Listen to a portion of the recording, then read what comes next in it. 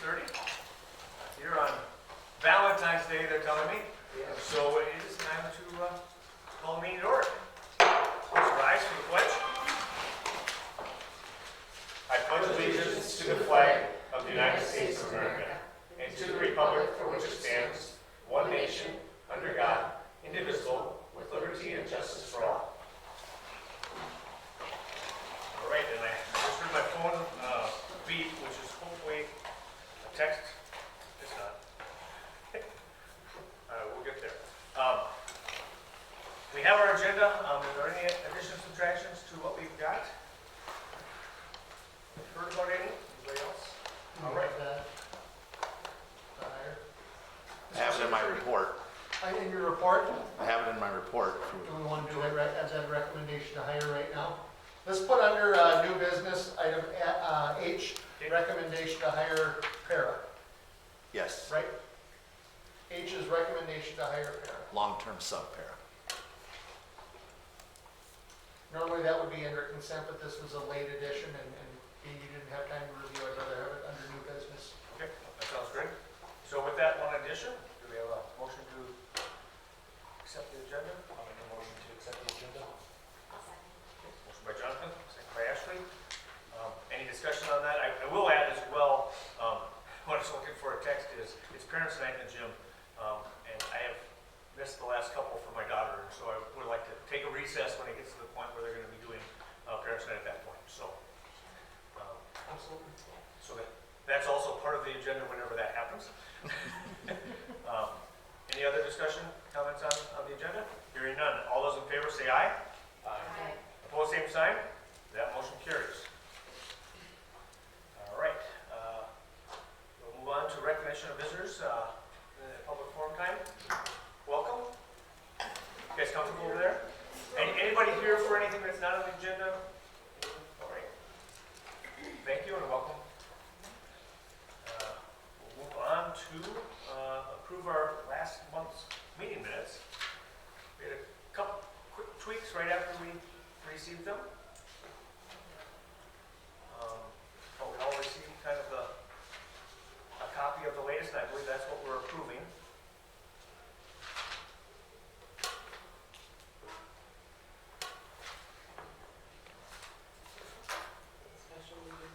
Yep.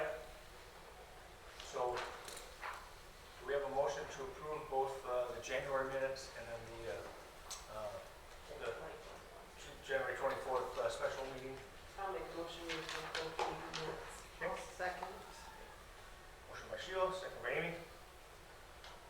Any discussion on those? Hearing none. All those in favor say aye. Aye. Opposed, same sign. That motion carries. All right, down to, still getting used to getting these donations at the beginning of the meeting. It's kind of nice. It's kind of like they say, you know, when you wake up, who is it, one of the military leaders who talks about, first thing you should do when you wake up is make your bed. Because when you come back to the end of the day, and if you think you've had a terrible day, at least you see your bed and it's made and you know you accomplished something today. So, same thing, we're going to accept these donations. Get our meeting off to a good start. So, we have donations from Emo Madison for $4,000 to the general fund. Fighted Connection grant of $500 for physical ed health department. And anonymous $200 for the library. We have a motion to accept. I'll make a motion to accept the donations. Jonathan? I'll second. Okay. Motion by Jonathan, second by Rachel. Any discussion on the donations?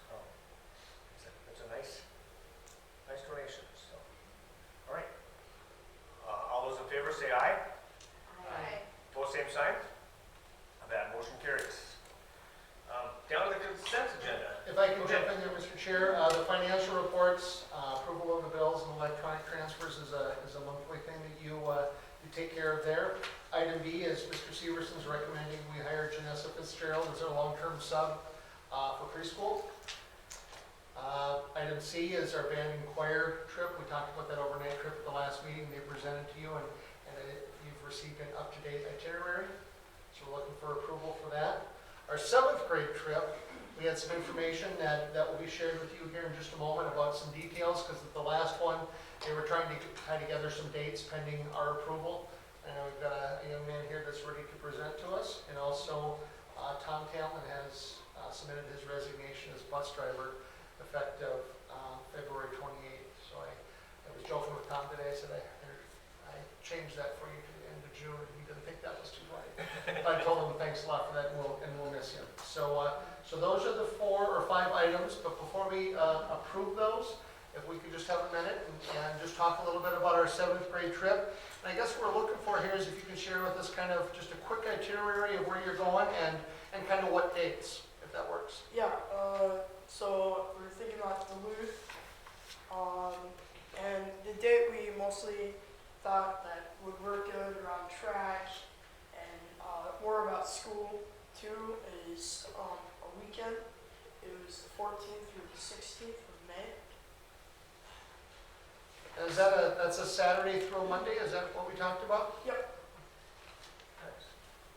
And then how about chaperones, and you feel you have enough funds and all that sort of stuff? Yeah, we're just gonna ask you, how many chaperones do you think we should have? We have around 43 kids. So 4. We want 4 chaperones. Okay, yeah, we have enough chaperones. Enough chaperones? Yep. And any of those chaperones, people that work at the school or teachers or school-related people? We have one teacher, Spiker, Mr. Spiker, and he said that as long as it's around the track schedule, he's ready to go. Perfect. So you leave Saturday morning and be back sometime on Monday? Yep. And be ready to learn on Tuesday? Yeah. Yeah? Hopefully. And Elizabeth mentioned it's the same, I think it's the same time. corresponds to the band trip. Is it? It's Yeah. the same, May Or 13th. music trip. You're leaving a day or 2 before that? Yes, May 13th. Yeah, that's an overlap. Overlap, 1 or 2 days. Have you guys been able to make your reservations and get some things going then for those dates? We have not yet called. We're gonna call tomorrow if you guys are good with those dates. And then also with the strike thing, I brought up that like the 6 strikes, you shouldn't be able to go because that's a lot of strikes and warnings. So are the students on board with that and they understand the expectations to be a good citizen to be able to go? Yeah, I sent an email to my grade and like, just an FYI, this hasn't been official, but if you have like 6 more strikes, you probably won't be going on a trip. Perfect. I like it. And so obviously you haven't contacted them, but you're still looking at the camp possibly for lodging? Yep. Okay. Yep. And tentatively, did you check to see if those dates were available? We have not. Okay. All right.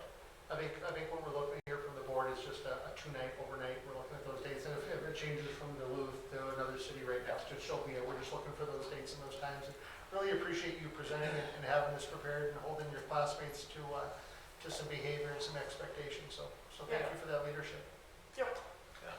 Excellent. Any other questions, board? I will say, like you say, our expectation, we need to understand about it, right? And obviously it's approval of the trip. Usually it's the transportation is a school bus. Yeah, that's what we're thinking. Okay. And then we also have another question. Would we pay for gas for the school bus? I think that's something we can work out with Mr. Severson and I and see where we go with that. We'll work out those details. Okay. And our expectation would be we'd handle it just like any of the other trips, right? So, and then the other thing is because they're coming back on Monday, obviously we're allowing them to have that as a school day. Yep. That's not made up, so. Yep. Okay. And this is just really a one-time deal for these students with the COVID situation. This isn't something we will do yearly. Right. But with the great leadership we have in 7th grade, and they're taking the leadership to plan this and to do this sort of thing, what they missed out on, I think it makes good sense. Any other comments, questions? So All right, so that's part of the consent agenda. The other thing we have to do is take a little bit of time with our bills to be paid before we approve our consent agenda. So please do that and ask any questions on that. Thank you. Yeah. Yeah. Want me to say around? Why don't you, I think you're pretty I good. think you're good to go. Thank you for coming. Yeah, thank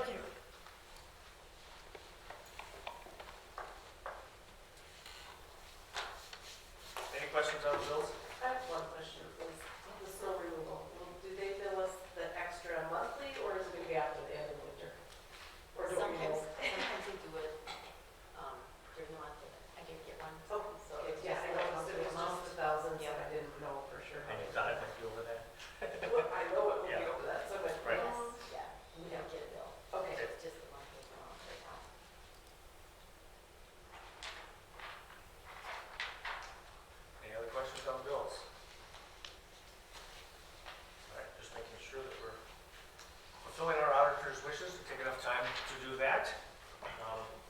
Once you feel like we have it, and we're ready for a motion to approve our consent agenda. And by doing that, we will be approving A, B, C, D, and E at the same time, so. I'll make a motion to approve the consent agenda items. Second? Okay. So a motion by Ashley. And I heard a second. Where was it? Sheila? Oh, it was quick. Sounded like the same person said it. All right, so motion by Ashley, second by Sheila. Any other questions on any of the consent agenda items? All right, hearing none. All those in favor say aye. Aye. Opposed, same sign. That motion carries. We'll move on to administrative reports, and we'll start with board updates. Pick a side, any side. Rachel, are you? I don't know that I have any. Happy Valentine's Day. Happy Black History Month.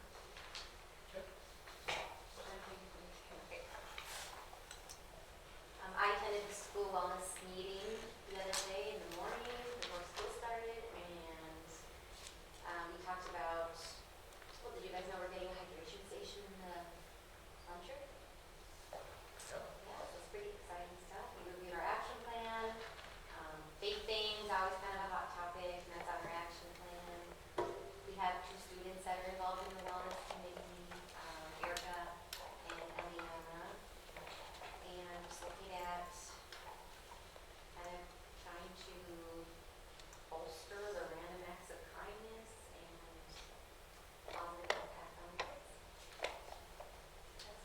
All right. Sheila? The only thing I really heard about was a lot of questioning on that threat incident that came through. But otherwise, that's what I've been Yeah. talked to about it. Definitely heard that as well. Not for long, for a few weeks now, or since right after, so that's good news too. Thank you all for your votes last month. I was re-elected to the Lakes Country Service Co-op Board, and I am their clerk again. So, would have loved more of us to go to the school board convention, but I wouldn't have been able to join anyway. And I know this happened kind of in between our special meeting and the last meeting, but I had no effects of COVID that caused me to not go there in the first place. So, wish I could have been there. So, Jonathan. Yeah, just MSBA conference, different than any other conference I've been to.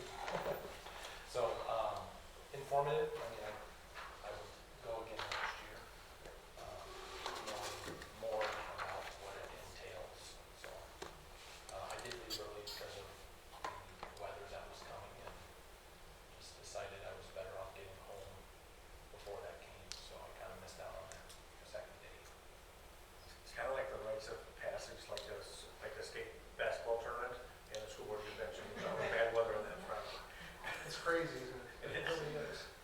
I feel like I'm lost in my timeline. So yes, I was there for Thursday night to Friday, and I didn't think that we'd have anybody in our breakout session with the weather and everything. And we had 45 people Nice. attend, and so Battle Lake was represented, and we had several people come up and stay afterwards, ask questions, wondering if we'd put on like workshops on how to organize board conversations and how to work with community members. And so anyway, I know nobody from here was able to make it to that, but I had my director stop by and said many rooms were empty, and then we had 45 people in our session. So anyway, you were all well represented, Nice. I hope. I think. You think so? And nothing. All right. We will move on. No report from Madison? There is not. All right. And Pete is unable to be here today, just a couple updates from him. He's been working hard with trying to snow removal and some things on the roof. We've had a couple leaks up on the roof, so he's been up shoveling and doing those sort of things and been very, very busy with that. So we've got Buttweiler from Alexandria was out today, and they did some patching and helping and shoveling away from vents and doing all that stuff, but an awful lot of snow there. And then Pete and Ryan and I have met a little bit with Johnson Controls regarding our heat pumps, and we're bringing you a recommendation in March for kind of a plan on how we move forward with that, and the installation of those and controls, and our plan is to do that in the summer of '23, June, July, and August. But they're working on some numbers for us, and we'll bring you some information in March. Great. And report from Mr. Marshall? Mr. Marshall is busy coaching today. He asked you to know that he's been busy with rescheduling a lot of activities. You know, and it's one of those things that with all the weather, we've never really seen a year like this before. Even with our e-learning day last Friday, we were talking about, you know, if the weather cleared up by noon or 1 o'clock, is there a way we could have a game in the evening just because there's been so many reschedules. And we were hopeful we could do that, but the weather just didn't cooperate to go there, so we didn't. So we have another one that's an e-learning day, and there's a chance we would maybe have an activity that night. Normally, I don't like that practice, just because it's not nice when we can't get people in school. Right. But, you know, if we ever did and the weather cleared up at noon, because we've just had so many, I might ask for forgiveness just on one or two of those. But right now, a lot of reschedules, and he's doing a good job staying on top of that. I would also, as just part of my report, just talk to you about having maybe Mr. Marshall. He's here so many evenings and so many days that maybe we can look to have our activities director report maybe 3 times a year. Where you have a report at the end of the fall season, the end of the winter, and the end of the summer. And maybe have here like in, you know, June for the spring sports, and then November for the fall, and March for the winter or something. But just talk about doing some reports to eliminate a few evenings for that guy who's here a bunch. So something that we should maybe consider talking about, and we'll do that during my report.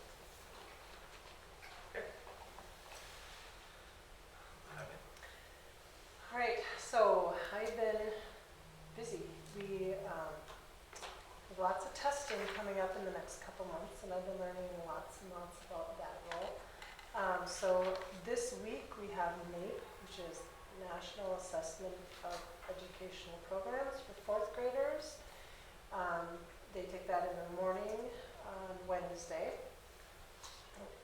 Excuse me, the people come in, they have their own tablets, they set it all up, whatever. So it's basically just, I went and spoke with the 4th graders today and told them not to be nervous. So what happened? We got nervous.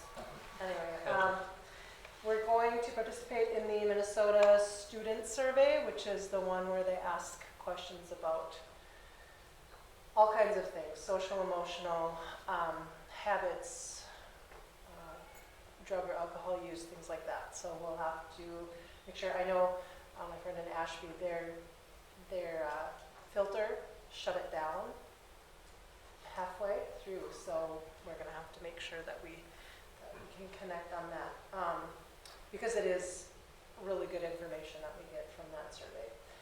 And that is 5th, 8th, 9th, and 11th graders who take that one. We have Access, which is for our English language learners. One student only in our building is considered an ELL student, and he is a 4th grader, so I just need to work with his teacher to set up dates for him to take that, and the window is open now and it closes in March. ACT is going to be Tuesday, April 5th, and typically, and I think this is the way we'll do it again, is that the rest of the high schoolers are out of the building that day, doing field trip type or off-site learning type activities. So that's Tuesday, April 5th. Now again, everything is weather pending, right? MCAs have to be complete by the end of the first week in May for reading and math, and we will push that as far as we can, just to give the kids as much learning as they can get to perform well on those assessments. And then we have 3 students who take the MTAS, which is for our special ed, very high level need students who need a different way of testing. So the state has that test available. And then we've been doing I Love to Read Month. We kicked that off at the book fair, which was very successful. We sold over $6,000 in product, which means 3,000 for our library, and that can only be spent on through Scholastic, so they're called Scholastic dollars. So that can only be spent through Scholastic, and sometimes they don't have the all the stuff that we need. So, as part of I Love to Read Month, we're also going to do like a penny war or a coin collection thing. And to be sensitive, I'm sending out a message that, you know, please participate only if you're able. We don't want this to be stressful. It should just be something that's kind of fun to do, so that we can get some more library materials from outside of Scholastic.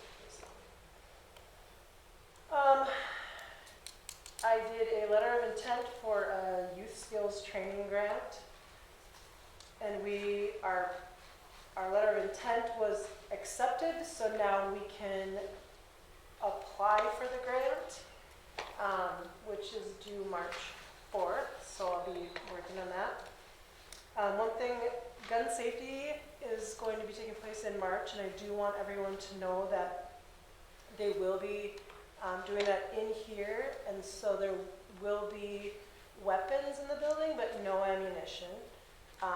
The people who are conducting that, it's through DNR, and it's Dale, Cameron, Don Maslow, Kevin Love, and then our police chief, Todd Quaintance. So Todd's will be the only one that has any ammunition, but just so everyone knows, there will be weapons, or a weapon at least, if not multiple, in the building, but safe and secure. And then some other things coming up, but I did meet with 8th and 9th graders today to talk about the driver's ed parent meeting, which is March 15th, from 6:30 to 8:30 p.m. And then there's other numerous things going on, but I won't bore you to death with all of the details, but there were just some things I wanted you to know about. So. Any questions? Did you, the heart challenge, Okay, how much does the school get out of that? I have no idea. That all is Only by it. finance. Yeah. So Steve kind of is the head contact for that, but so I'm not sure. I'm sorry. I have two questions. One with the Minnesota Student Survey, does any information go out to parents to let them know that students are being Yes. surveyed? Yep. Okay. Yep, so a letter will go out, and it's an opt-out situation, so they can, you know, you're taking it unless your parent opts you out of that. So yes, there is that opportunity, and there will be information going out. I don't want to send it out too soon, because then everybody forgets. Yeah.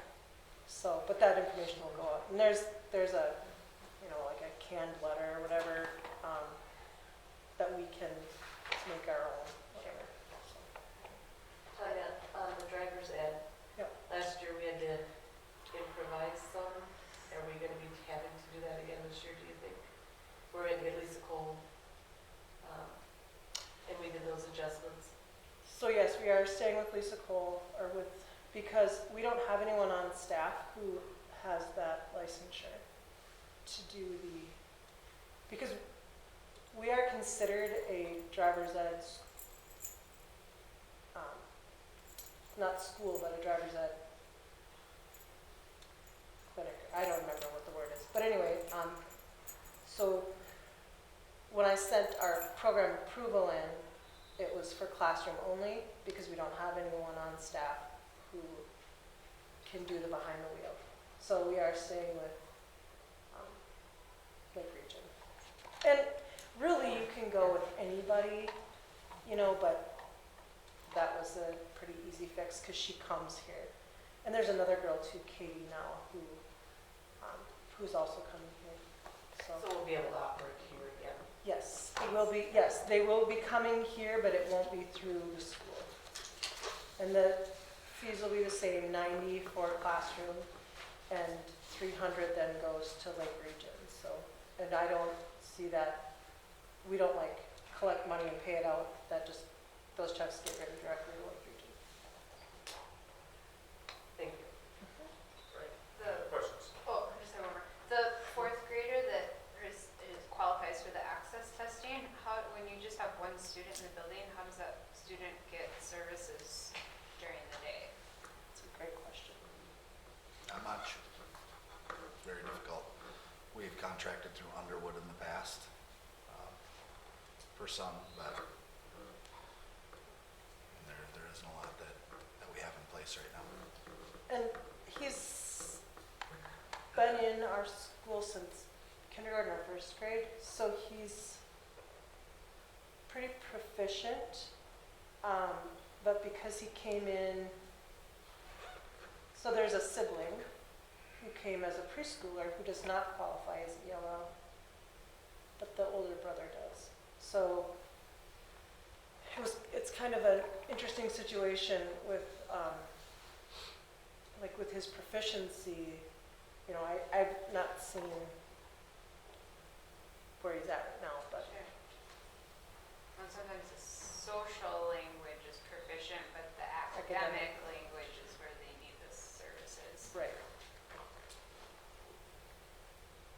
So I'm hoping that we can garner that information from this and be able to address his needs.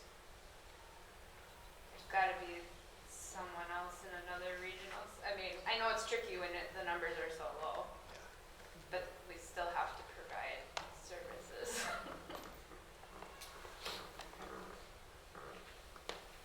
All right. Any other questions? Thank you. Mr. Severson. All right, good evening. So Billy talked about the 7th grade trip, so that was good. Had that on my list. Talk about the school threat, or that safety concern that took place. All of you hopefully got the message that got sent out when that happened. I want to start off by thanking Police Chief Todd. He did a wonderful job. He was involved from the very beginning, right from the start. He has over 20 years experience of being a school resource officer, so was a wonderful resource for us. Collaborated very well together. Took part in every single step of the way, guiding us on how to handle it, on how to move forward, how to develop a safety plan moving forward. What are the threats, current threats? What are any future threats? What are the potential threats? Just walking through all of those steps, and he did a great job with that. So I really appreciate his cooperation. I can tell you that when the school got the evidence, the school acted very swiftly and to school board policy. So right along with the guidance of the law enforcement, and there is currently a plan in place to ensure the safety within our building every single day. So just wanted to address that and go over that. Snowball week has come and went very well. We had the snowball dance on the Friday evening. Not the attendance, I guess, that we typically have, but the kids still had a great time. There was one hiccup. The DJ had a new fog machine that they were testing out, and the fire alarms decided to go off. So that added a little bit of excitement to the dance. One good thing was we had staff that were here or nearby that were able to come in and help with that alarm and clear out the sensors so the alarms would shut off. We had law enforcement that had planned on coming by anyways, just to kind of pop in on the dance and have some positive interactions with kids. So they were here at the time too to help out with that. So all in all, one little hiccup, but things went pretty well. Elementary conferences were last week. They went off very well. Saw some of you there. It's good for families to come in and connect with our teachers and have those face-to-face conversations. So saw a lot of really good interactions between our staff and our families. We do have an issue with door 1 right now. just so everybody is aware, the lock mechanism is busted on door 1. So if somebody goes out of that door or comes in that door when using their key card or their access card, the flipper on the lock mechanism, I don't have a more technical term for it than the flipper, stays open and the door does not lock again. So our custodial staff is very aware of that. So at the end of the day, they make sure and double check it. Arvig has ordered the parts.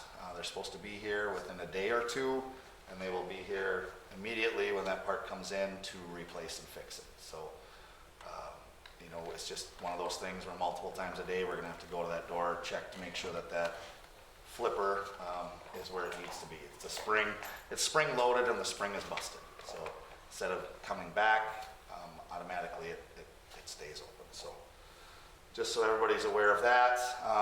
Our instructional leadership team has been meeting quite often. One of our biggest projects right now is our TD&E plan, so our Teacher Development and Evaluation Plan.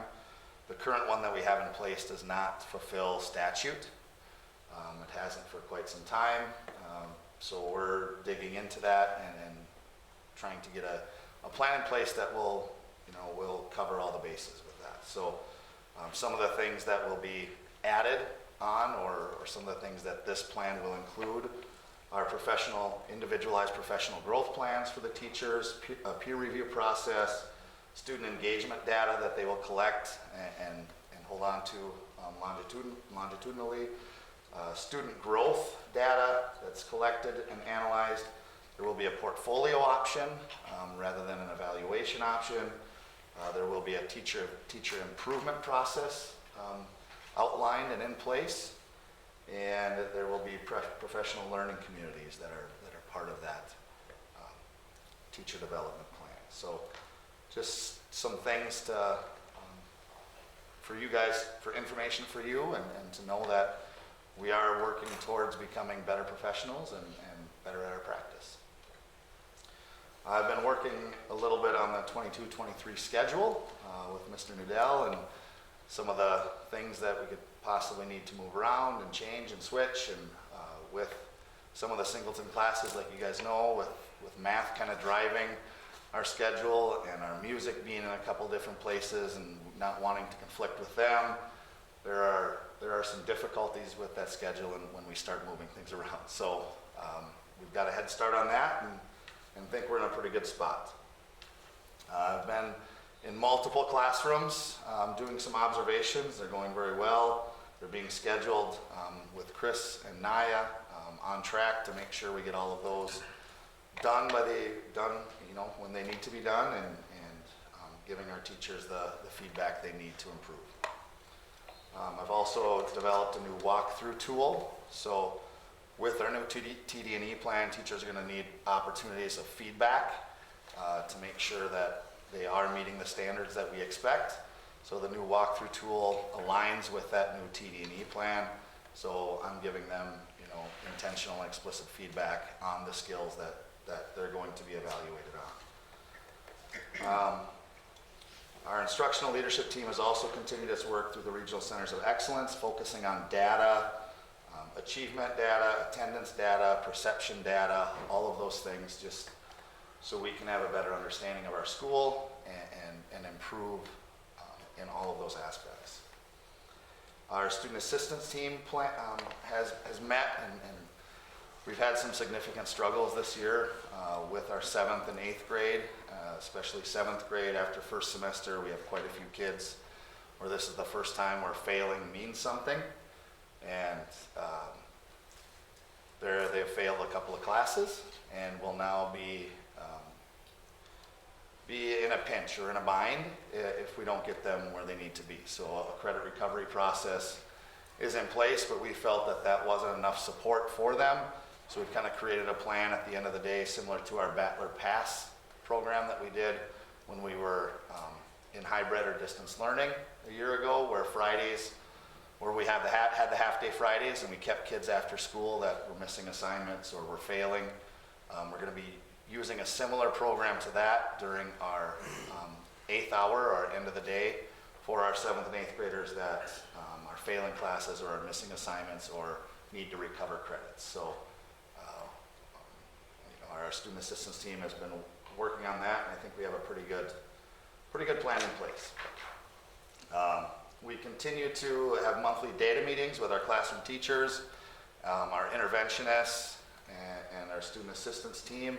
We're looking at standardized data, classroom data, behavioral data, and attendance data, just so we can provide the supports and interventions students need if we're seeing gaps or if we're seeing issues there. We are starting a collaboration process with the Lakes Area Community Center. They've come and met with us a couple of times, so we're starting a partnership there. They want us to create maybe a logo and some apparel for their turtle races in the summer, and so kind of some exciting things for our kids in our business classes to collaborate with them. I Love to Read Month has kicked off. We have some fun events going on with that. Our site leadership team sat down and organized and planned that. Communication has went out via Thrillshare and social media and all of the activities involved with that. I got to take the prize patrol cart around today because we didn't have school on Friday. It was fun just to see the kids excited about reading and getting their bingos, and now they're eligible to get a prize. So getting kids to read is never a bad thing. Long-term sub, para-hire, we put that on there for later, so I'll skip over that.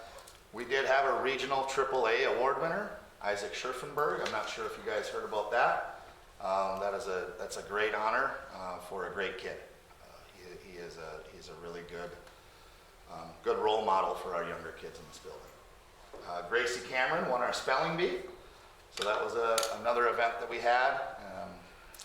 Can't remember what she was in, the teens 10th or 11th place or something like that at the regional spelling bee. 8th place. Okay, so but she won our local one. Received some good feedback on our e-learning days that we've had. Always a learning process. We're always trying to get better, so we're taking the feedback that we get and trying to improve. In terms of technology, processes that were in place before we kind of switched roles and hired Lakes Country to serve some of that, the processes are all the same still. If a teacher has an issue in their classroom with technology, they submit a work ticket. That work ticket goes to me and Mr. Skolton. Mr. Skolton manages basically all of it with his tech team and his team. He focuses on hardware and breakage and fixing, and then Sean and his team, they focus on integration in the classroom. How can we integrate technology in the classroom? And if we're having issues with that integration, Sean will help troubleshoot that. So that's kind of where that boundary is, or where those roles are. If either of them have questions or issues, or they can't solve something, then they both come to me first. We talk about it. If it's something that I'm not able to fix or solve right away, then we get Lakes Country involved. And if it's something that's going to take some significant time or a lot of work, then we'll get Lakes Country involved. So that's, somebody had asked kind of what that process is. So that's what it is. Sean and Mike do a wonderful job, and they've been tremendous help. So, any questions? Question. You said you're working on 2022-23 schedule. Will it be Monday, Tuesday block, Wednesday, Thursday, Friday like it is? As of right now, yes. Yep. The site leadership team has sent out surveys to get feedback. But like I said, when we did implement that, it takes multiple years really to get data to show if something is working or not. So. Going back in time, we had some Instagram accounts. Yep. What's They are no longer Battle Lake. I was monitoring that. The ones that had our logo and were Battle Lake, whatever on it, they have all been, names have been changed or switched or have been taken down.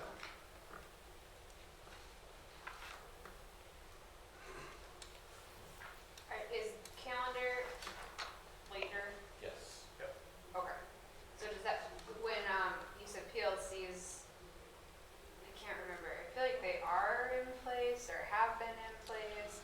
your TD&E plan, is there time carved out that's different from what you've done in the past, or what's the? plan No, for it'll just be a time? more uniform process, right? Okay. So So the the time PLCs is there. will be more guided by our school goals, our professional learning goals, to really put everything together. There's some time carved out in the calendar. You got it. So I do need to go, but why don't you guys just keep the conversation going if you want to start your report, you and I talked a little bit. I'm going to just take a recess when you guys are done for 10 minutes. I share my report, then we'll take a recess. Does that sound okay? Amy has a question for me. Oh, I'm sorry. Do you know how many kids are failing right now that failed last semester and that we're trying to help? Take your time. 7th and 8th grade? Ooh, I have it on a list on a sheet here, so I have to find it. I just don't remember. And then there would be a follow-up question for that is maybe we need to kind of look at figuring out a new way of integrating them or helping them figure this new whole new world out, because it is quite a big jump and maybe we're missing something.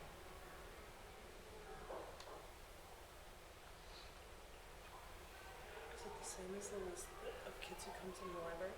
Are you saying, Amy, bridging from K-6 to Yeah. 7-8, there's a disconnect I there? think so. Or spring 2022, right? Well, last year didn't help. I know, and then there's that too, so I think, I don't know if maybe it's just this year, I wasn't part of the board prior to this, but, There's 7 7th graders. okay, and then 8th or? There's no 8th graders. Okay. So do you feel like there is a disconnect that we could be working on differently, or? So this being my 6th year, that first semester for 7th grade has been difficult every year. Right, so It what I'm has. saying is there something we can do to better help them, other than, I mean, I know it's a big jump, I do, Yeah. it's learning how, responsibility, but, It's definitely conversations that can be had. Yes. Yep.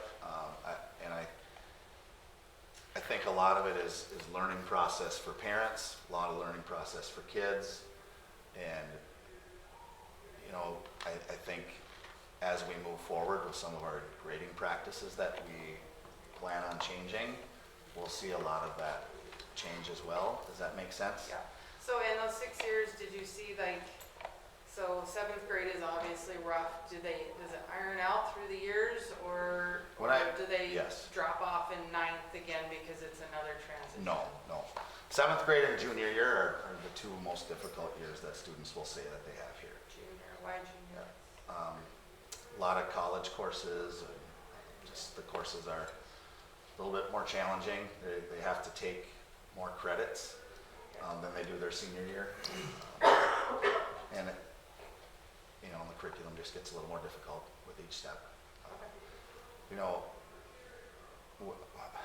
with that, when you do talk to kids when they're a little bit older, they do appreciate that push though too, that they had in 7th grade. I've met with a couple of classes in Mrs. Hagem's room and Mr. Fitzgerald's room and just got some feedback. And, you know, they'll say 7th grade was tough and it was challenging and it was hard, but it really helped us. It helped us get where we need to be. And you talk to kids that have left Battle Lake School and have went to college, and to a T, everyone that's talked to me says they appreciate how our teachers pushed them because it made college easy. And they didn't realize it at the time, especially Mrs. Hagem's English class, but college English was a breeze for them because she had them prepared. They didn't understand why they had to, well, why do we have to do all these little things? But once they got there, she had them prepared. I've heard it from many kids. Thank you, Mr. Severson. Any other questions for Ryan? Online collaborative school, I know, is that something we're gonna see in the future? I haven't done any work on it this year, Like 2022, or this? this new school year. Okay, Yeah. it's only been a month. Yeah. So. talked about it all this school year. Okay, I didn't know if that was gonna come down the.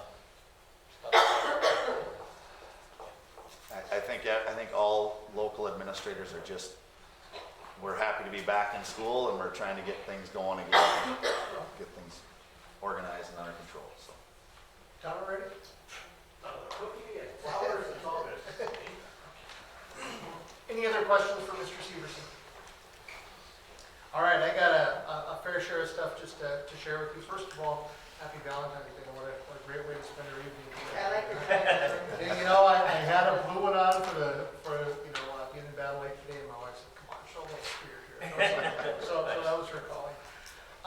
Talking a little bit about budget for next year. I know Elizabeth is working on that, and a lot ties into that as we look at our budget. Where do we go with the staffing, with the high school schedule? Where does that dean of students fall into place? All of those sort of things. So kind of the next domino to be played in a sense is going to be looking at our budget and doing some projections with our student enrollment, where we're at, and staffing wise. And once we kind of get that in place, we'll look to solidify a 22-23 high school schedule, which will drive our staffing and some of our dean responsibilities. So my goal is to get you something by March, no later than April, and bring you some recommendations for that to look to see who would fill that role.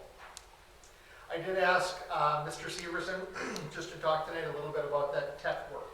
At our last meeting, we had some staff that was here. One of the questions was with the change in administration, how does this tech world look that we're doing? Because we took that off Mr. Severson's plate. We've got a contract with Lakes Country Service Cooperative, and they have assured us that we're doing 10 hours a week. And if we need to adjust that here even throughout this year, we will do that. And they're willing to enter into a contract for us for next year. So probably in April or May, I'll be bringing you a proposed contract, and we'll see how many hours we need. You know, we're a member of the Lakes Country Service Co-op, and we have good representation on that board. So they're certainly not going to take us for a ride and do that sort of thing, but they're flexible with us. Those work orders sounds like nothing really has changed. I know there was some concerns from a staff member, and I wanted to make sure I knew how things were happening in August through basically the first week in November with Mr. Severson before I was here. And he said, yeah, things really hadn't changed. There's still the work order process and all that, so things are getting done, and we're fortunate to have him still in the building to oversee that. But we've got Mike and Sean who's going to lead that charge, and Mike does a lot of the repair stuff. So thank you for speaking to that. Job descriptions came up at the last meeting. We talked a little bit about that, and that's going to be work that we're going to do as a board. I've got some samples, I've got some starting point, I've got some experience with this. So if we can kind of work to tackle this kind of May through August, there's a lot of them. So it's going to take some reading and some homework on your part to look through, and we're going to go through a draft reading, and then we'll go through kind of a final one. So we'll present it in May and approve it in June, and we'll have like a month or so to look at them and go through them with a fine-tooth comb. A lot of districts pay some consultant to do this, like lots of money. I've got some experience working with some other districts and some samples to start and look to do there. So I think that would be something we can take care of, and we can kind of divide those up into some groups and tackle that. So let's make that a project for all of us to enjoy. That'll be just lots of reading. Tanya took some time today to meet with myself and our social worker and our interventionist talking about ADSIS, which is a funding source kind of through special ed for students that are at risk, but it's special ed dollars, and we can apply for it every 2 years. And this is the year we can't. It's a 2-year window. So next, I think it's January, February, March we talked about. It's due February. So it's due February of 23. So we've got a year from now, but it's funding. It's a 2-year funding source that'll help us, and we can use that for kind of our at-risk kids, those with social, emotional needs, learning needs, all that sort of stuff. And Tanya's going to be our grant writer and lead us through that charge with some help from some staff. Our special ed co-op can help us with that a little bit too, with writing this, but it would be a 2-year deal that we would hope we would qualify for. So if we get the first year, we get it the second year as well. So some more information coming down the road with that, but it's a good funding source for us. And that, just if I'm sorry, Please. that is for to help kind of capture some of those kids who don't qualify for special ed, but that need those interventions, and that both academically and socially and emotionally. So that's what that ADSIS grant is specific to. So it's like a special ed deal, but it's for our regular ed kids, so it does affect a large number of students. So it's a really good thing for us to jump into. Some interventions with special ed funding that we try to use to help offset some of that, so we, can intervene before students qualify for special ed. Hydration station you brought up a little bit ago. Hats off to Elizabeth for writing the grant and doing that put together for us. I know that took some time and energy, and she would never want the recognition, but she deserved it. We appreciate you doing that. Heat pumps. Ryan and I and Pete have been a few times now with Johnson Controls. We're looking at heat pumps and trying to get down that funnel of when we can do those, and our funding sources. That will happen in the summer of '23. I'm hoping that Johnson Controls fine-tune some of their numbers from where we met. We're looking at ballpark. I'm just using ballpark numbers here: $700,000 to $800,000 for the 53 heat pumps, and that's the controls, that's the installation, that sort of thing as well. So those are a big need. We'll be looking at some capital project money, some long-term facility money, some different things like that we won't have to go to our taxpayers to ask for dollars to. We're going to be creative and use ours to spread it out the best we can. We want their support when we absolutely need it, and this is something that we can do, and we'll just continue to chug along. Same with the roof project, the elementary roof piece. We've got some numbers there, and things are drastically increasing in price. From when we talked about this here 2 months ago, where we talked about now, we're looking probably at 15 to 20% increase. So I've got Bob Weiler from Alexandria, who's done some patching, and they were in the building today. They've done some patching for us. You're going to get me some up-to-date numbers here in the next week, and we'll try to get something signed and to move forward here at our March meeting. Do you believe that 15 to 20% will come down? I know this is the Canada, possibly the Canada thing, so. He's not thinking so. I'm looking to see where we can get that bid. I think it's hopefully going to plateau, and our prices will not be locked in until we actually order them. So he's going to give us some redone numbers. We talked before about 82,000, or 80 to 82,000 was the number. It's going to be north of that. So we'll look to get that done as soon as we can. Again, that will be long-term facility and capital project levy money. So we will not need voter approval for that. We're going to be as fiscally responsible as we can. Hats off to Mr. Severson and our police department for that threat that we had here at our school for the immediate response. That's one of those hard things when we've got cell phones here and emails here and going out and a lot of misinformation out quickly, and people have stuff and it's not actual and factual information. But I think we're very fortunate to have the prompt response from our administration and the support of our law enforcement.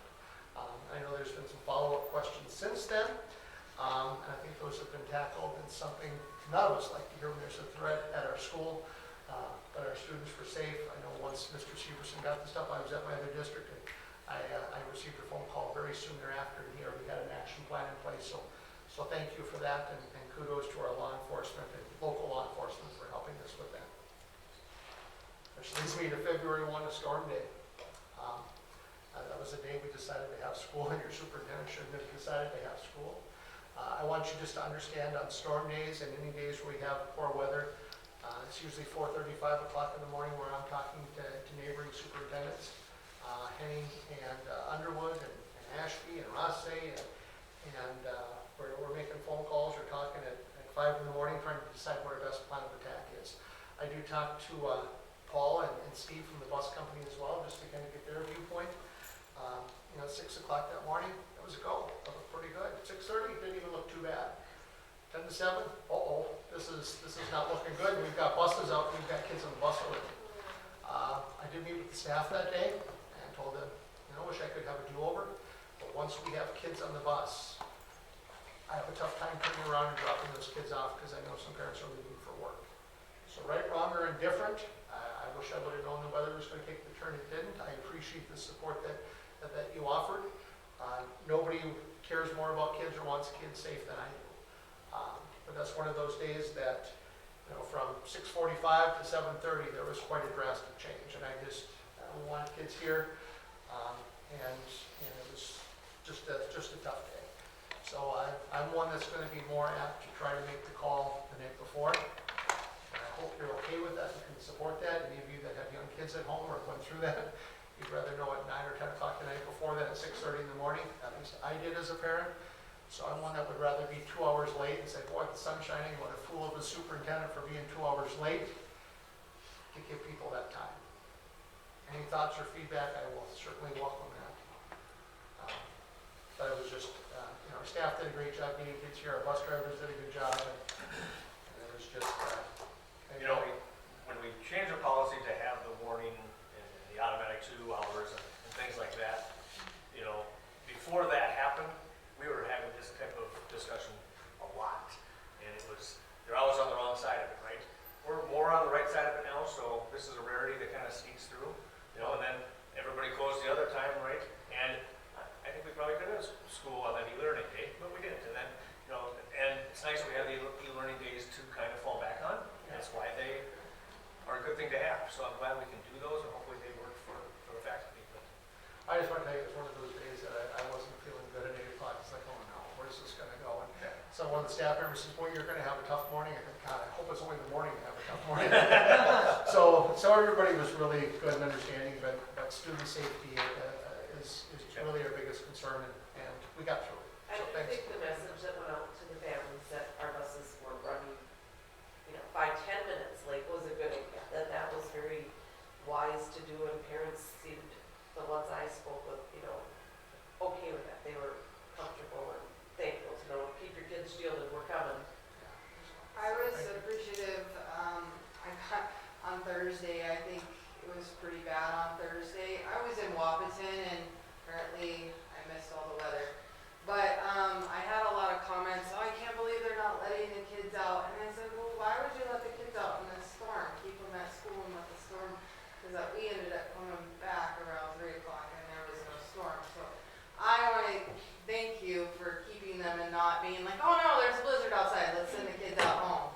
So thank you. I thought that was a good call. I don't know whether that was a call or not, but I Well, it appreciate was. that. It's something we talked about. We looked at radar too. I've driven a bus and you've got 20, 30, 40 kids in there. That's very precious cargo. You're hauling in somebody's kids. So I don't want the buses out in that weather. It's February 1st, you wouldn't have known that, but I didn't know how the weather was going to change. But we did watch radar. Ryan and I went down and talked to Chris and some of our office staff. So thank you for noticing that. We'd rather them go home and stay here a little longer if we need to than send them out in a blizzard. So thanks. And I will say, there were some good conversations with students about that very thing. Like, we don't want to send you home when the weather's going to be bad, your parents aren't there, whatever. And if we send you, we keep you here and know you're in this building safe, they kind of understood that viewpoint too then. So Well, it was good, it was a good conversation piece with, a learning piece for the kids. I freaked out just a little because there was a phone call that came out and it was you guys canceling the activities after school, and I'm like, oh, thank you. Not because of the activities, but I wasn't home to receive the kids, so I'm just glad you didn't put them out on the bus, so thank you. Well, I know Jenny's sitting over there, and she's one when we left school out one day, she said, oh, we've got some of these preschoolers going home, and parents don't know. And we've got parents that are working, and now we're hurrying up trying to get kids home, but we gotta make parent contact. So we've got staff that are very cognizant of that, and that goes big into our equation too. If we hurry up and send kids home, are they gonna go home to an empty house? We don't want that. So there's a lot of moving pieces, and I know our staff is sensitive and worked really hard on that day, especially. So. Thank you. Our special ed director, as you know, we're part of the Fergus Falls Special Ed Co-op. Our special ed director, Shannon Erickson, is resigning, retiring, coming the end of the school year. So there's currently a posting out for that position right now. The posting goes, I believe it's through March 1st, maybe it's the 2nd. So if you hear or see something there, there'll be a committee of us that will be looking to interview and do some things with our special ed director. March 4th is the staff development day we've got coming up. I know Mr. Severson and the leadership team are looking to plan activities for that. And then, kind of with your nod of approval, if you've got some questions, I would really like to see if we can have our AD report come about 3 times a year, end of each season.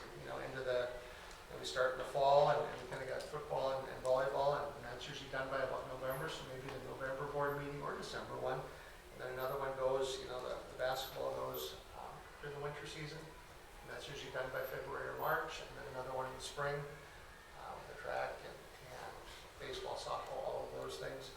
Maybe come back in June and just kind of report a year-end summary for us. So I'd like you to see if we can do that. I know that would give him 9 more nights that would be free in his world, and be here for 3 meetings as opposed to just like to be respectful of people's time. Is there any thought about that? I'd like to just add to what you're saying is, which I didn't realize this until this year, but Peter's been coming to open gym every morning at 6:30. And Dave is typically the person opening that too. Yes. So he is here at 6:30 in the morning, and then you'll see he's still here after the basketball game tonight at 9 o'clock at night. And that's kind of typical Dave for him from what I'm seeing. And he's not asking for this, by the way. That didn't come from him. He doesn't know I'm bringing this up today. I'm just saying we sometimes need to provide some relief to our people that are here all the time and looking to do that. So I think those are timely things. I jotted down 4 months, September, November, March, June. Yeah. Whichever- And actually, sometimes the summer reports are as informative as it's during the year one, so. And I'm totally fine with that. I'm just trying to think of something Yeah. that. And I think we're good with that. The other thing is, we kind of talked about kind of a rotation of a few of those different reports, like the building, so complete, and, if we could do that same thing kind of quarterly with a few of them, and not have them all at the same time. I agree. I think we could So, do that. that'd be great. Yeah. Do we know with the student representative, if they're not able to make it, is a written report a part of this role? That's something they can certainly do is a written report. And, it's one of those things I'll delegate to Mr. Severson that day. It's a high school student that if we don't have them here, we can at least have a written report that we can get you and hand out that night. I know once the basketball season's over, things might be a little different, but And if we're gonna have a discussion on the student report, I would think it's about this time that we're gonna be choosing the person for next year, so they can kind of do a little overlap.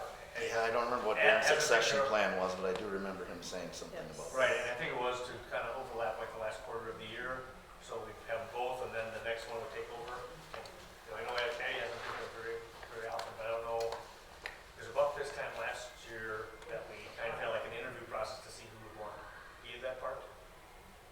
So we're looking for a junior, Yeah, so we look for a junior to kind of fill out their senior year, they kind of, current junior. Correct. it's always a senior on the board. Yeah, just clarify. So are we okay then if we look at like September, November, March, and June for an ED report? And I'll look to with Pete to see if we can get a couple other, and in the summer, and then winter time would be good. I jotted down community ed. Do we want to do the same thing? So like October, December, April, or May, and August? I So that feel would like hit- you have lots of things to report out every month. I feel like that would be, I don't know. Let me work with Tanya here just a little bit and see which one's gonna make sense for her, but I'll talk to Dave and I'll talk to Pete. Yeah. And we'll see what we can do with Tanya. Last thing I have for you, at least the last thing I think I have for you, is next week happens to be School Board Recognition Week. And I know you're in one of those spots that isn't always the most glamorous spots to be in, as being a board member, but your leadership from our district and all that you do there is greatly appreciated. So here's a certificate for you, and at the end of the meeting, I would like a chance to take a photo. I did give you a heads up with your email, so I said, be ready for a photo. Well, we are going to take a photo of you 6 board members that we can put in the newspaper next week. And I just want to tell you, thank you for your leadership, for representing the community and having the students first mindset. And it's not always a thankless job, or it's usually a thankless job, but I'm very thankful to have the opportunity to work with you, and I think you do a great job. So that is for next Thank week. you. Nice touch to get the MSBA and have Kirk and Michael on. Yeah, absolutely. So, any questions for me?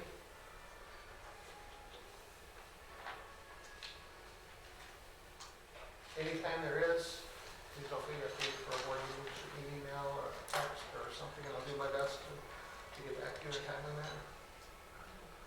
Anyone? All right. Well, with that, thanks for the report, Rob, and we'll move on to our new business, which starts with potential new contract. And so we all received the contract from Norman County East that we're entering into. 3 years kind of with the terms of that and how it raises in salary. Basically the same contract that we're under right now as the interim, just an extended period. If you would look at the current contract that you're under for this interim, as opposed to the one for next year. It's basically the same contract with a small percentage increase, just a salary increase. There's benefits, there's FICA, there's TRA, there's Social Security, there's all of those different things that are built into that. There's a cell phone allowance, a life insurance deal, all of that stuff. So it's prorated there and shared with the other district. And it is a 3-year contract that Norman County East has offered me to serve with the role of superintendent, and it specifies in that contract that it would be a shared contract with Battle Lake. That's, hence you have the contract in front of you for that. So no, it's, like the Social Security, TRA, benefits, all of that plus salary there. It's just one number and it's mailed. The check is, the funds are transferred 4 times a year. And that's something that I think is being billed. It's not supposed to be billed. I gotta make sure one district is paying the other, so I say keep things fair. Any staff development stuff that, if it serves both districts, if there's any staff development activities like MSBA, the rooms down there are split between the districts because both districts are supposed to have a superintendent there. So I split it equally. And I'm keeping a running total so I can sit down with Elizabeth at the end of the year and say, here's the expenses here, and she will mail a check to the other district. And like today's meeting I had at Fergus Falls, I would not charge Norman County East that mileage. But the one I had last week at Norman County East to Holly, I would not charge this district that mileage. I keep it very separate, very transparent that way, and we decided to do that just with each business manager to do it June 30th at year end. So, and what I passed out is just, I'd asked Elizabeth, just to make sure that we had an apples to apples kind of where we were before and what we are now, because it's a different contract, we're contracting this service, it's not our contract.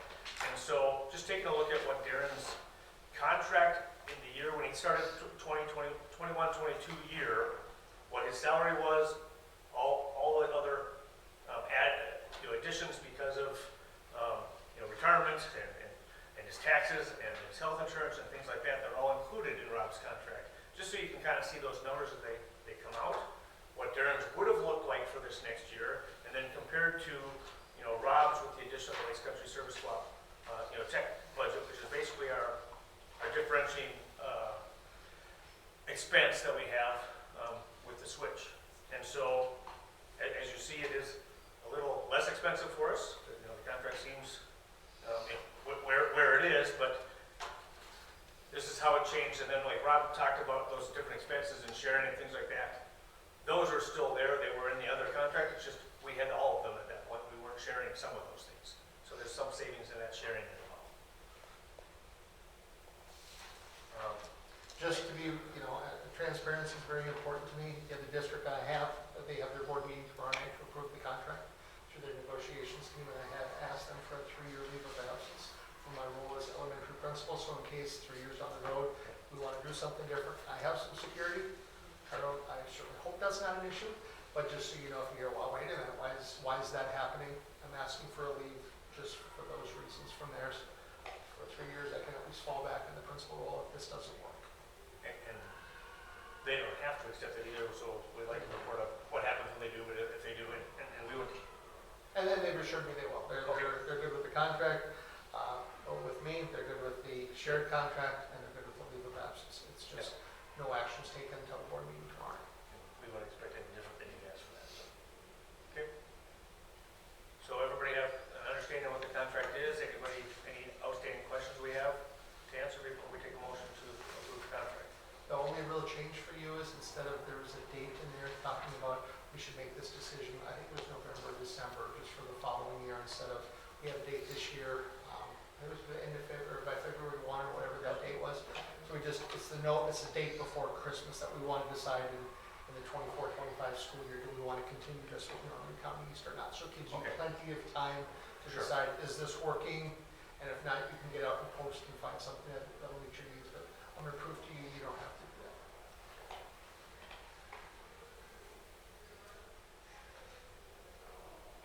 Any outstanding questions? Comments on it? And if not, is someone ready to make a motion to accept the contract? I'll make a motion to accept the contract for the shared superintendent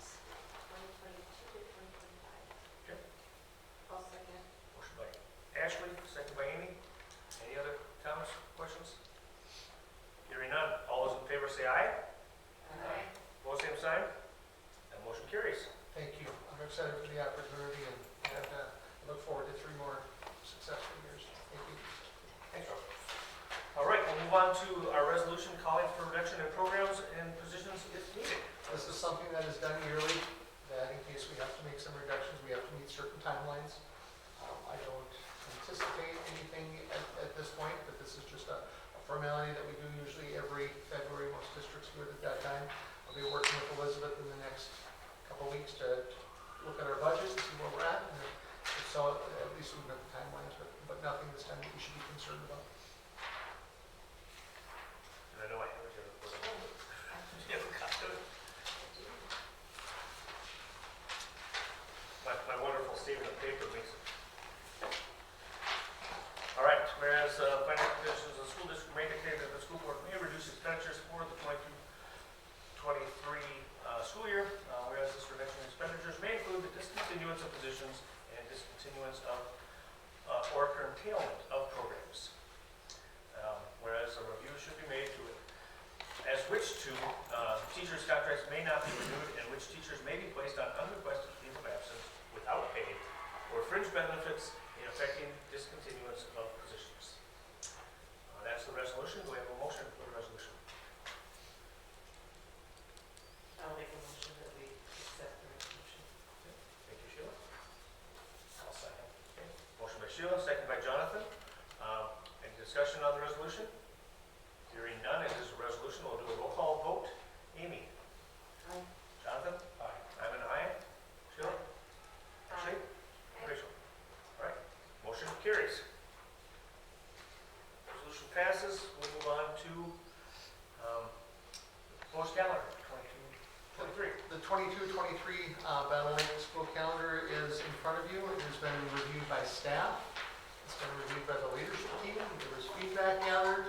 It was tweaked. We went back, we met again, we shared, got some more ideas and tweaked and came up with a resolution. So there was some feedback and some input from staff. A couple highlights for you.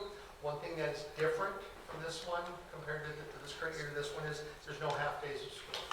For efficiency and that sort of thing with running an extra bus run on half days and doing food service, we tried to put things where there is no half days. We still do have the end of the semester will be January 19th, and then the 20th we will still have a staff development day. Usually that's a half day with kids. So that will be a day where we'll do some staff development in the middle of the year, and we'll do some teacher work time and stuff there as well. You'll notice on this calendar format, it's got student days and staff days, so when we went through and added those up, we can make sure that we're comparing apples to apples and know how many student days. This year you currently have 171.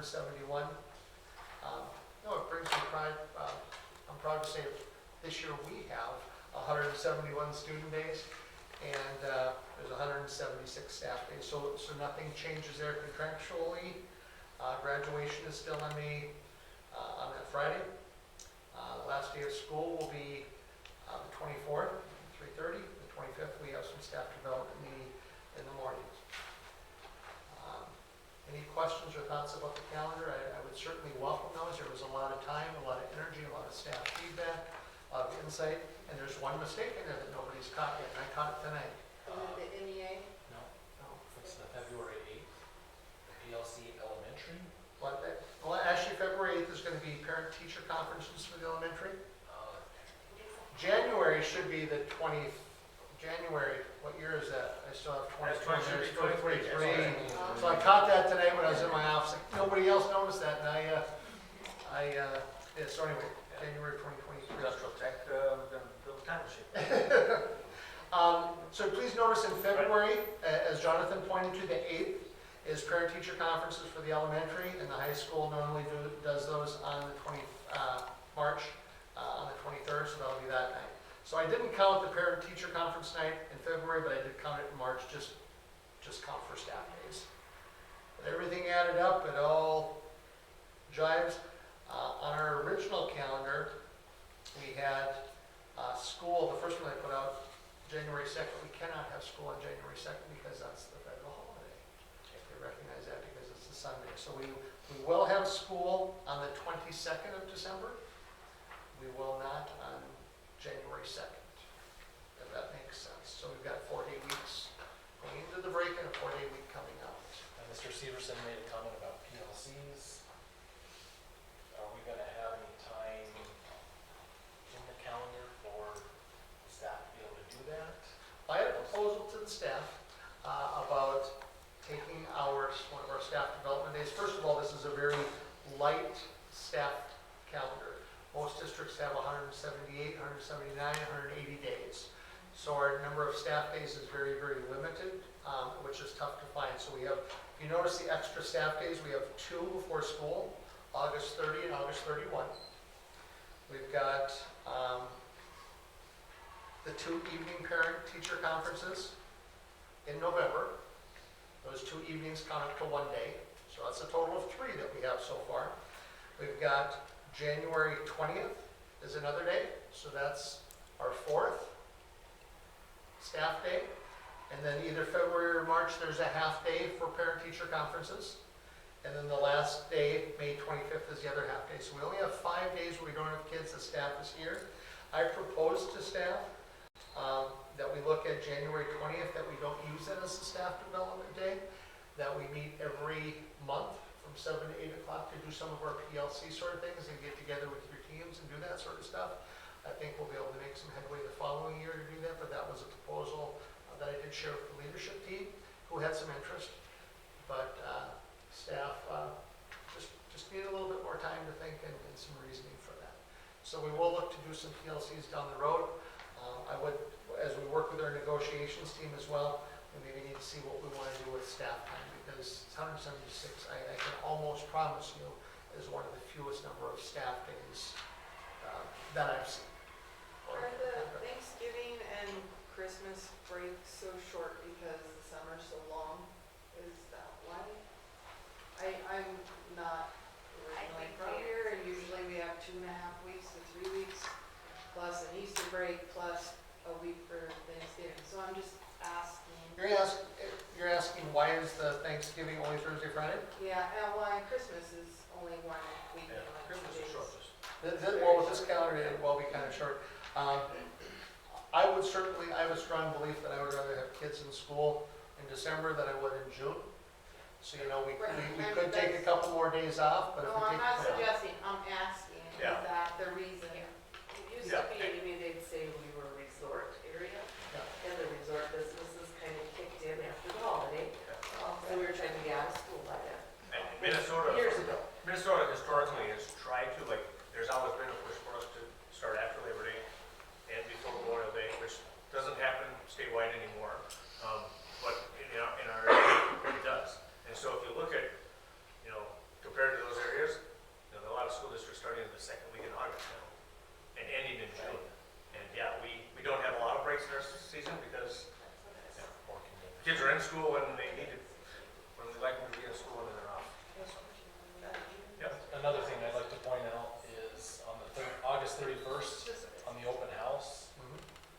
100% of the staff are here for the open house, and that's not added into that. Oh, And it's not contract to be here, but they're all here. Yep, and then as I look back at the past practice and what's been done there, and that's something that they're just here for. So there is kind of a half day. Mhm. Are we Thank you for catching. required to have so many days for students and staff? What is the? There used to be a number of days that we had to have students in school. That was a minimum requirement. They changed that here, I don't know, 8, 10, 12 years ago. That it's no longer days, it's minutes. As you notice, some neighboring districts, Pelican and a few other places, are 4 days a week. So they look at how many minutes you are teaching. It's not your passing time in the hallway, it's not your lunchtime, it's not that sort of stuff, it's instruction. So from 7 to 12, they have X number of minutes they need to do, and the elementary has a different number. So we meet that number. I can't tell you what that number is, I just know that we're good with that. But it used to be days, now it's minutes. And I'm guessing, if I were to break this down, we're probably a little long right now from the state minimum. But again, we don't want to be at the minimum, and this is a contractual issue that we have in the teacher contract, as number of days that we have. March just looks really long. What's that? March just looks really long. Yes, It is. yeah, Put slip a day in there.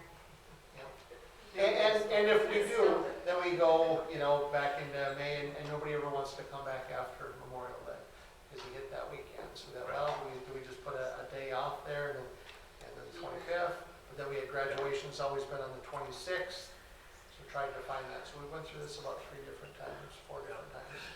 And it works the way it is if you have those two bookends, and this is as tight as you can get to have those bookends. So, Because we can't go before Labor Day. And we know our graduation's always on that Friday of Memorial Day, so we've always done that. So those are the start and the end, and we want to figure out, so if we did take a day in March, we'd be back the morning of graduation, and we're just getting the building ready and staff ready and all those things. And we've had the tradition of middle of January, the semester, that we have some grading and marking time, because we're changing class schedules, and we're wrapping up the first, starting the second. There's really not much time in this calendar for staff development, for professional development. That's my question.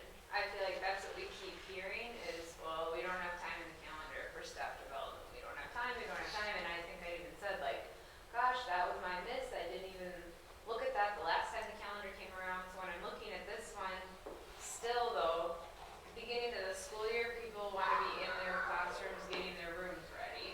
I mean, you can do some stuff, but just the first two right before, I mean, that's crazy time. And then January 20th, you could do some professional learning on that day. Conferences, that's not professional learning. So there's still really, it looks like 1 day. And so if we're working on a TD&E plan, and there's all this work around curriculum and standards, my question is, when will staff have the opportunity to learn about changes? Because those are big changes. I agree with you. What, five staff days as opposed to student days. 2 before school, 1.5 parent-teacher conferences, another one in the middle of the year to do some grading, to do some things. And we talked about doing some PLCs every month where they show up from 7 to 8 o'clock on the second Tuesday of every month and get together with your team and talk teaching and learning and strategies and that sort of stuff. It's an issue. You're right, 5 extra days is not many. Well, and I would argue you need to have that PLC time going consistently, and you need to have time set aside. That's because it's really hard to do new learning when you're trying to teach. Like, okay, now I'm going to wrap my brain around like this new stuff, and then I'm going to turn around and go teach a full day. I'm just looking at it from a support piece.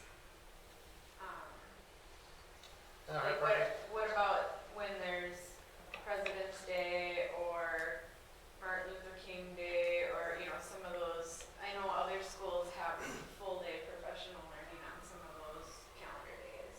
And if we do that, then we're going to lose a student day, and then where are we going to put that? So we'll have to talk as a board. Do we want to limit our student days? Do we want to do whatever? There's a lot of good discussion that happened there. where's the gift? What One other question. And where's the gift? Because you got to get those days from somewhere, so. Have, with parent-teacher conferences, those 2 back-to-backs, the 9th and 10th, those 2 days, is there one day that we've got more parents? Are they both really well attended? Does it make sense to go down to one parent-teacher conference night and then do the other one as a staff developer? Well, I think it depends upon what level you're talking about. I think elementary is very well attended both nights. They're very busy. High school, the first night is very busy. The second night, not quite as much. I think you'll find that as you survey the district, most districts, their elementary turnout is 90+%. Just parent involvement. The studies show up through for 4th grade is very much so.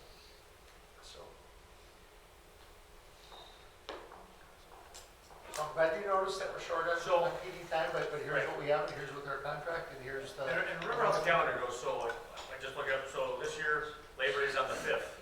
Labor Day can be on the 7th of September, but it also can be on the 1st. So when Labor Day's on the 1st of September, we get extra days into our calendar based, because sometimes there's another week in between Memorial Day and Labor Day. Sometimes there's not. Right now, we're in the point where there's not. So this is as tight as it gets.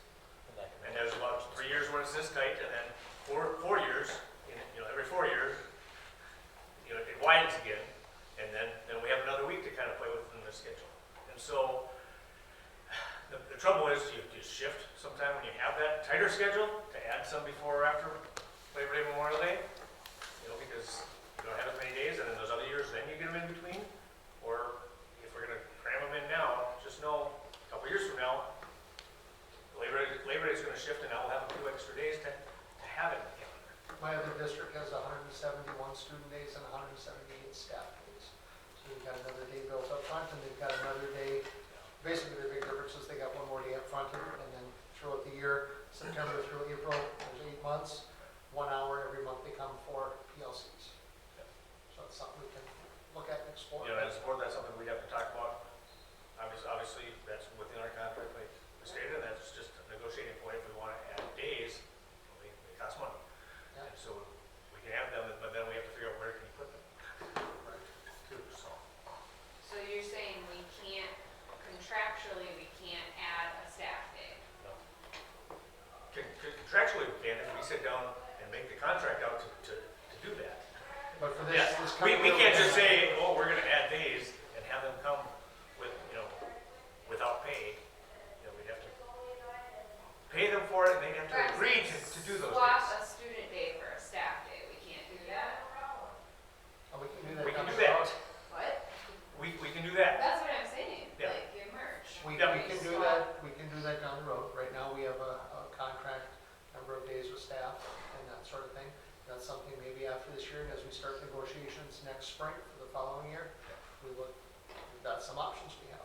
But wouldn't they still be in the building the same number, it'd just be not with students? But we also have to make sure that the number of hours that we're not getting.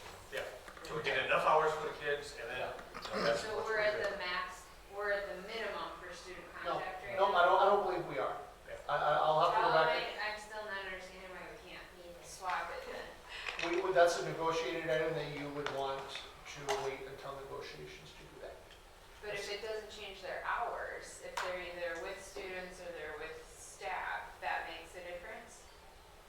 Well, I just think do we How's, open up negotiations right now to look to do that? Because that's something that I think is important to us, is that the value that we have in teaching students, and when we have teachers in front of students, is something very important, as is the PD for the staff development. We have in their contract that they have 176 days, that's a number that's put in there. If we decide as a board that we want to say, no, you know what, we'll take one less student day, it won't cost us any more, there's one less day where we're going to pay for busing and food service and those different things, and not have kids here do some staff development, we can look to do that. That's what I'm asking. So I can tell you this, 7 through 12, we're very close to the number of Yeah. hours. Currently, we need to instruct 5.96 hours per day based upon the number of school days and the number of hours needed. So if they're here for 7 hours and they have a half-hour lunch and they have 28 minutes of passing time, we're pretty close to the limit right there. Some districts have went through, our starting time is 8:17, well, we move it to 8:14. Correct. So we get 3 minutes a day times 171 days, well, guess what? That adds up to a lot of minutes, and we play with that. So that's why the minutes is changed from minutes to day, or from days to minutes. Yep. so do we need to look at next negotiation, changing that days into minutes?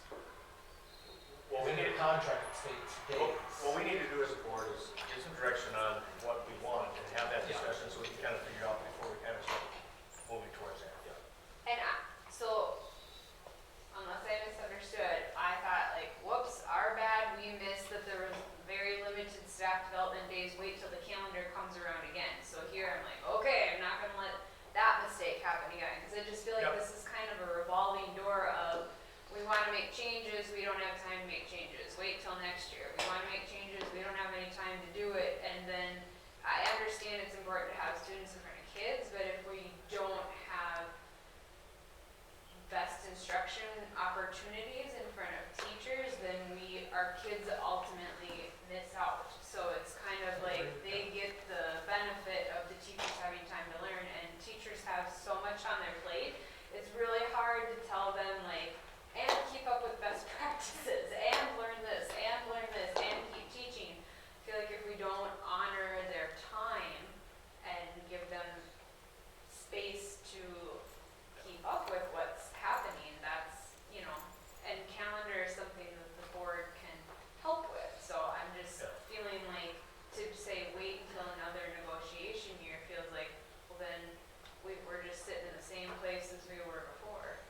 I'm gonna ask you, being this is my third month on the job, I'm gonna ask you, give me some time to look to see where we could use another day and work with our leadership team to get some directions and things from staff that way. I've already shared with a few people, those two sitting right there, that somewhere down the road, we need to talk about getting another PD day, whether it's one less student day, whether it's doing something different in the contract, what that sort of thing is. I'm a firm believer that our PLCs, it would be a huge thing. We've got a lot of great things going on with staff. We can get together monthly with your colleagues and do that sort of stuff. Because you're right, putting staff in front of kids is important, but we also want the most highly qualified staff.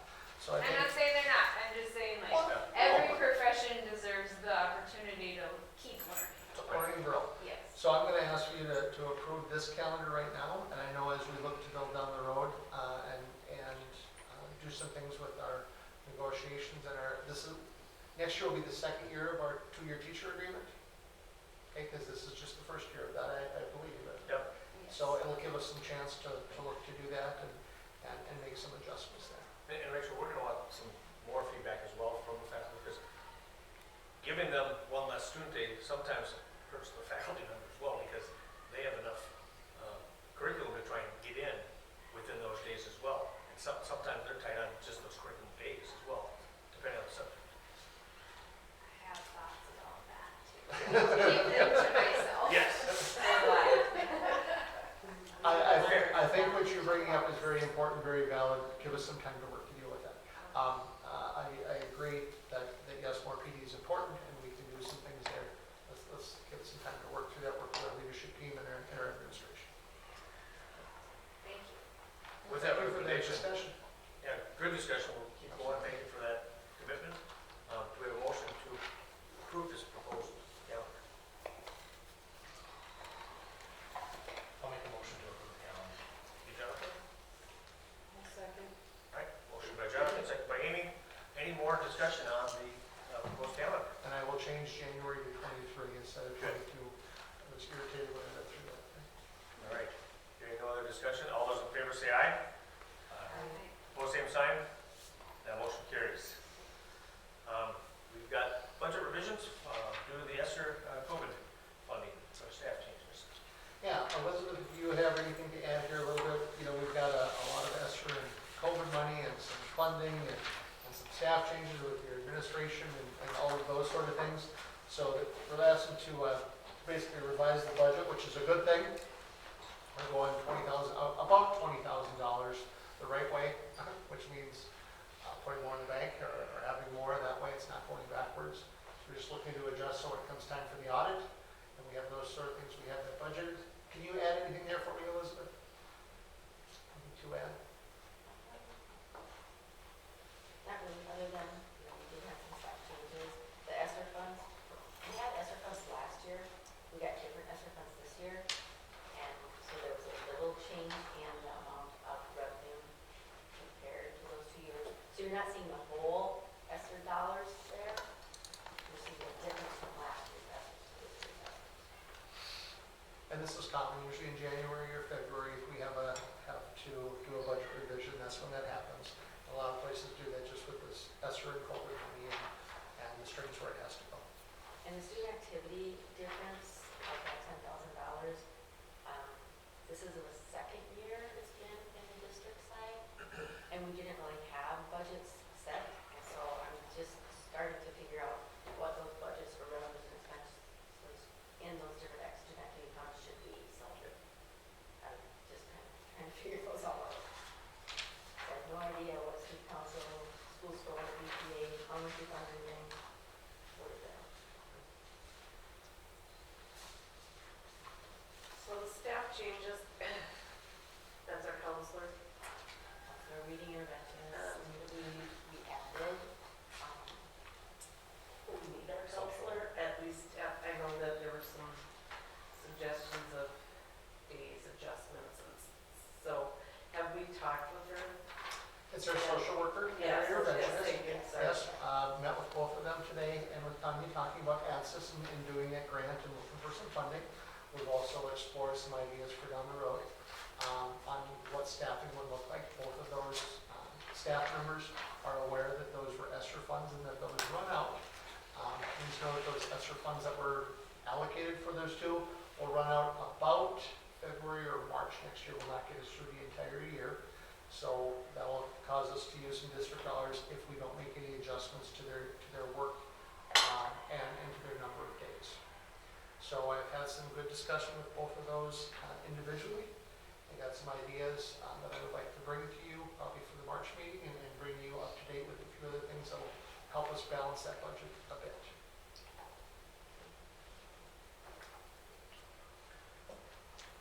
Any other questions on the budget? I love the questions, they're really good questions, thank you for asking. All right. Do we have a motion to approve those revisions? I'll make a motion. I'll second. Motion by Jonathan, second by Rachel.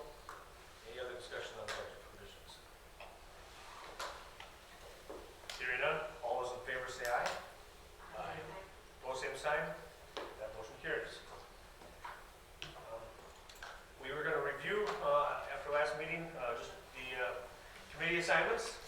And At our last meeting in January, or not, it wasn't our special meeting, it was at a regular reorganizational meeting, we talked a little bit about assignments and committee assignments. And there were some thoughts about maybe somebody switching or doing something different with those. I put a copy of the assignments in your board packet, or actually Elizabeth did. So if anybody wanted to look, to move, to do something different, we just never really finalized it. Remember, we said let's table them until everybody's here and we're present. The one I'd like you to take a look at is, hold on now, Rob, where is it? The top one, right? Is that one we talked Yes, I'm about? sorry, the special ed cooperative Yes. board. You know, that's a tough one sometimes for Sheila Yeah. to make, just because it's during the middle of the day. It's usually at noon or 12:30 at Fergus Falls Co-op. It would be nice if we could have board representation there. Every one of the districts out of the 8 districts part of that co-op usually has board representation there. There's times where we can't. So if anybody's in their schedule can make like a noon or 12:30 meeting work about once a month or every 2 months at the service co-op, that would be helpful. We are going through looking for a new special ed director, so there will be a little bit of a time commitment. Usually there's lunch there and some good discussion and a pretty good meeting. What are the days that they usually meet? It's usually the same day as our meeting, right? I believe so. So it's a Monday? Yep. I could probably make Mondays work. So like we had one today. Okay. and it was Switch at that. Unless anybody else wants in on it. I'm just I kind of usually work asking from that home on it'd be advantageous to our district if we could find somebody that could take a 12 or 12:30 meeting at the co-op that day. That would help us. Rachel, that would be great. Okay. Anybody else? Thank you. Yeah. Well, I did ask for negotiations, but you said that was not good this year If anyway. you would like me off and you want on. Well, I just want to know, but, well, that was the question, because you weren't here. that Right. one time. Yep, I remember saying that. So Do we want to make that switch? I'm fine if you want to. Okay. Yeah. Won't Okay. happen for 2 years. Have that. Yeah. Well, and we don't know. If something did come up, if there was the committee could still meet this year. Yeah. But we're not meeting to actually go through negotiations with the union this year. Okay. So we'll make those 2 changes, putting Logan under the special education block and Hallberg instead of Logan under the negotiation committee. Any other changes? And then with that, there's no other changes. Do we have a motion to approve those committee assignments? I'll make a motion to approve the committee assignments. Thank you, Ashley. Right, motion by Ashley, second by Jonathan. Any other discussion on committee assignments? Hearing none, all those in favor say aye. Opposed, same sign. Motion carries. All right, we have our APAC. So the American Indian Parent Advisory Committee resolution to approve. This is So- something that is done yearly. I know Tanya leads that charge.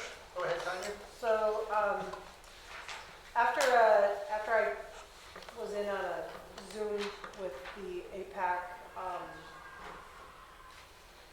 the state APAC person, there was some clarification, because I think last year we were all under the impression that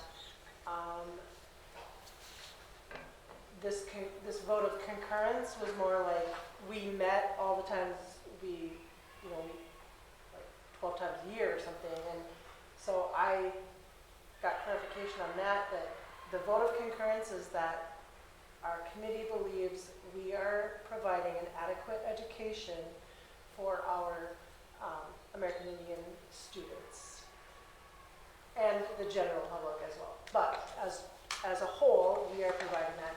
And so our one member that, as of right now, we are trying to recruit other people, made the vote of concurrence that we are providing an adequate education. So that was good. And so I just have to have this submitted. Paul, I will need your signature. But it is just a yearly thing. And that is, let's see, I think you have to do, no, you don't have to do the resolution. That committee did the resolution, so you just have to approve and sign. How is it determined? And is there like a checklist, or is it subjective for SPUN students? For the For the concurrence, it's pretty subjective, to be honest. And the committee determines what that, Right, what the so criteria is? we are required by statute to have an APAC, which is American Indian Parent Advisory Council, because we have more than 10 Native Americans identified students. And the voting members of this committee have to be Native, and so that's why we asked the parents of our Native students to be on the committee. And I'm just wondering if there's like a nationwide like checklist that establishes concurrence. There's not. no, there's not not to some. That is subjective.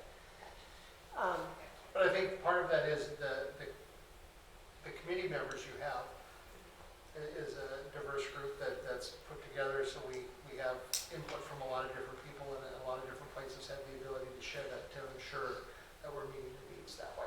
And we did, when Darren was here this fall, I think it was, we reached out to the closest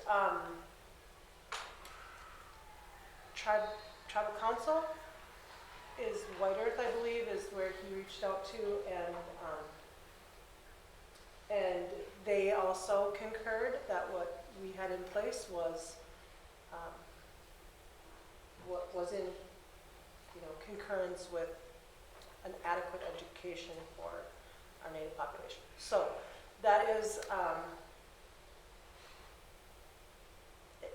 it's kind of just a formality for you guys to know this, sign off on it, whatever, but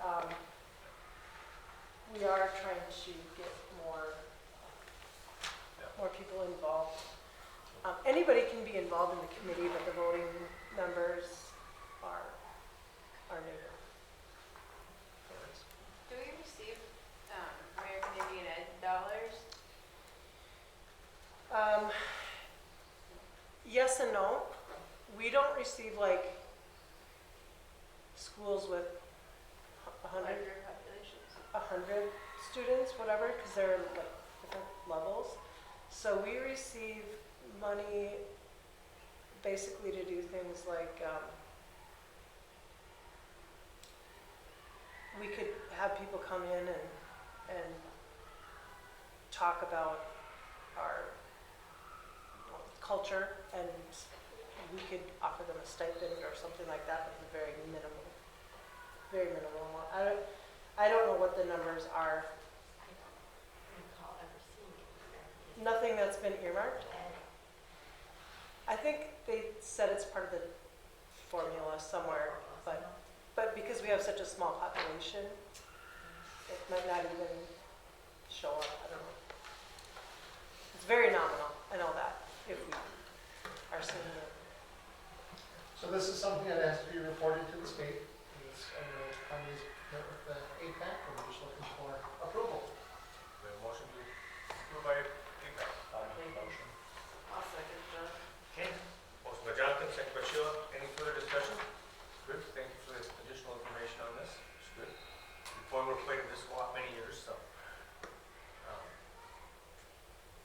discussion? Hearing none. All those in favor say aye. Opposed, same sign. That motion carries. Now we have a resolution for the public hearing on proposed tax abatement. We need to have a resolution first that we're going to have a public hearing. So I'm recommending to you that we have a resolution saying that we will have a public hearing. That will be part of our regular March board meeting. We'll just do it at the 6:30 timeframe, or put that early on in the agenda to see if there's any thoughts, ideas, or concerns. I believe her name was Tracy. I'm sorry, I forget the name. She said if we get her back a resolution that goes past tonight, she will help get this put in paper, do all of the things that we need as well. I misspoke at our last meeting when I told you the amount would be about $7,000. If you look at the second page, it'll be $8,500 would be our worst case scenario. That's if they build all of the properties the first year. So I'm really guessing my number of 7,000 is going to be accurate, but it depends on how many get built right away. And that's divided up over a 10-year period. So it's anywhere from, I'm guessing, $700 to $800 a year. Okay. And you all have the resolution that just states that we're going for the resolution for the public hearing just stating that the school board, that will hold a public hearing at the regular board meeting at 6:30. We started that at 6 or just started at 6:30? I think we'll just do part of our regular meeting at 6:30. So it's at 6:30, Monday the 14th of March 2022, in the school board meeting room.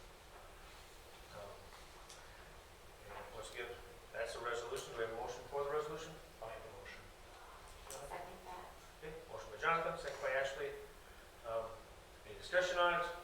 Hearing none. I will look to have the people with this resolution, the gal that's working with me on this speaker at that meeting, just to answer maybe some questions, because if we have any, I don't anticipate we're gonna have a bunch, Yep. but I don't wanna have questions and not know the answers, and this is new for me the first time, so I will invite her to attend. Okay. Any other discussion, comments?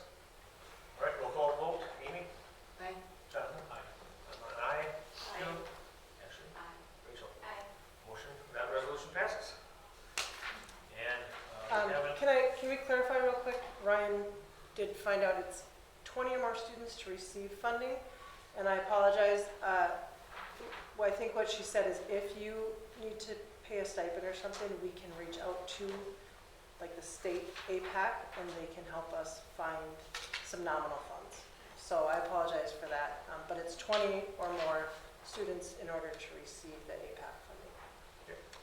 thank you. On to H, recommendation for hire for the long-term sub-para. So we've had a